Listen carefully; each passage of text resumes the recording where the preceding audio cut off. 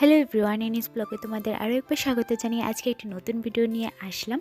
তো আজকে একটি রেসিপি তোমাদের সাথে শেয়ার করব, তেলাপিয়া মাছের রেসিপি। দেখো, আমি মাছগুলো সুন্দরভাবে কেটে ধুয়ে রেখেছি, আর এই মাছটা থেকে তেলও বেরিয়েছে, যেটা আমি বেগুনের সাথে বেগুন দিয়ে ভাজি করব। তোমাদের দাদাভাই ভালোবাসে, আমি এত একটা ভালোবাসি না। আচ্ছা চলো, যেটা রেসিপি তোমাদের দেখাবো এটা তোমাদের সাথে শেয়ার করি। তো তোমরা তো দেখে নিয়েছো, এখানে আমি টমেটো, আদা, মরিচ আর অর্ধেকটা পেঁয়াজ নিয়ে নিয়েছি। এটা আমি মিক্সচার করব। তো সুন্দরভাবে মিক্সচার করে তারপর যা থাকে মশলা, জিরে গুঁড়ো, ধনে গুঁড়ো, লঙ্কা গুঁড়ো, হলুদ গুঁড়ো আর লবণ সুন্দরভাবে আমি দিয়ে এটা একটু নাড়িয়ে দেব, যাতে খুব সুন্দরভাবে মিশে যায়। আর সোমবারের জন্য আমি এখানে পেঁয়াজ কুচি করে রেখে দিয়েছি।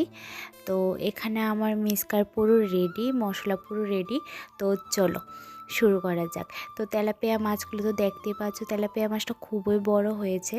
তো আমি সবগুলো মাছ দিয়ে করব না, কিছু মাছ রেখে দেবো টমেটো আলু দিয়ে। আমি একটা রেসিপি শেয়ার করেছি শর্ট ভিডিওতে, তোমরা চাইলে দেখতে পারো। তো আমি শুধু লেজাটা দিয়ে আর একটা খাড়ি দিয়ে, পিঠের খাড়ি দিয়ে আর সকালের রান্নাটা করব।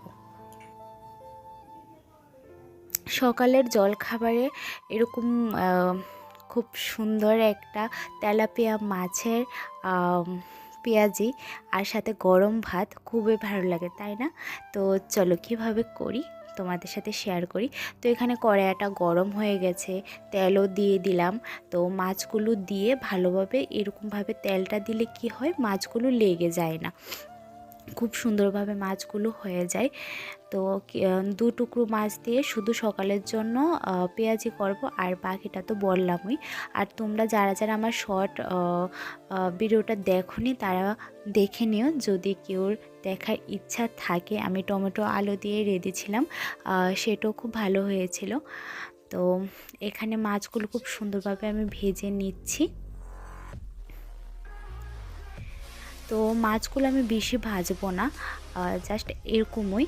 আবার আমি কমও ভাজি না, কারণ তোমাদের দাদাভাইয়ের মাছটা আবার কম ভাজলে ও এত একটা ভালো পায় না।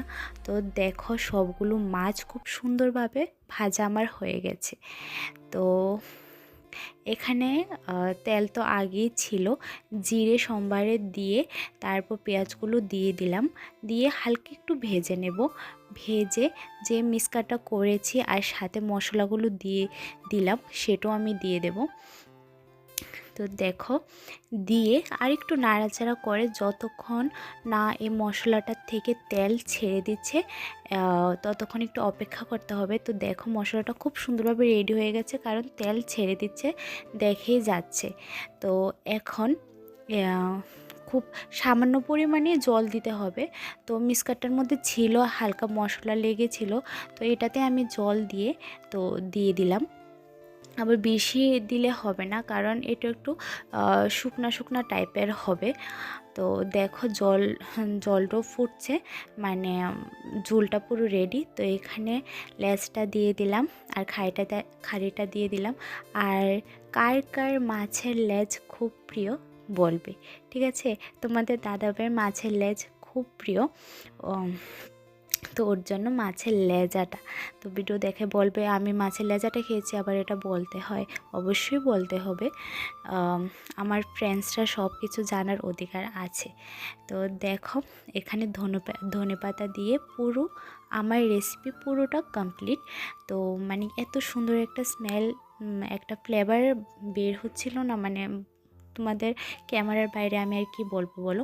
দেখো, খুব লোভনীয় একটা, খুব ভালো হয়েছে। নিজে রেঁধেছি বলে না, তোমাদের দাদাভাইও বলেছে খুবই ভালো হয়েছে। তো দেখো, সকালে গরম গরম ভাত আর সাথে তেলাপিয়া মাছের পেঁয়াজি।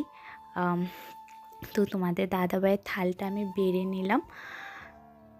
আর কার কার লুক লাগছে দেখে প্লিজ কমেন্টে বলবে, ঠিক আছে? আর সাথে শসা, আর সাথে ছিল ডাল। তো আমাদের সকালবেলা খাবারটা তো জাস্ট জমে ক্ষীর। তো খুবই ভালো হয়েছে রেসিপিটা। তোমাদের যদি আমার রেসিপিটা ভালো লেগে থাকে তাহলে আমার পাশে থাকবে। তোমরাও ভালো থেকো।